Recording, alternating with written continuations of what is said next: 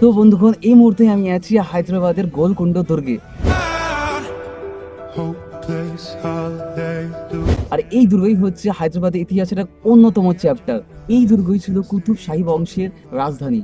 Even এই দুর্গের সব থেকে ইন্টারেস্টিং পার্ট হলো কি জানো, এই দুর্গ থেকেই জন্ম নিয়েছিল কিছু বিশ্বের অন্যতম বিখ্যাত হিরে।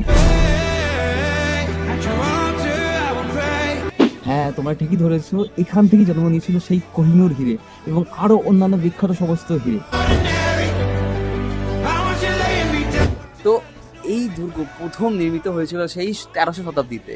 আর এই দুর্গ প্রথম নির্মাণ করেছিল কাকাতিয়া রাজবংশ, তা আবার মাটি দিয়ে। আর সেই মাটির দুর্গ পরবর্তীকালে কুতুব রাজবংশ সেটাকে পাথরের রূপ দেয়। আর আজও সেই পাথরের দেওয়াল এখনো বলে যায় সেই ইতিহাসে ঝা চকচকে রাজকীয় ঐশ্বর্যের গল্প।